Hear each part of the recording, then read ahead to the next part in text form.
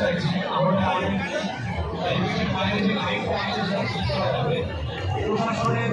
সকল আমাদের হাতে না হলে একটা বিপদ ঘটতে পারে প্রশাসনের যে দাঁড়িয়ে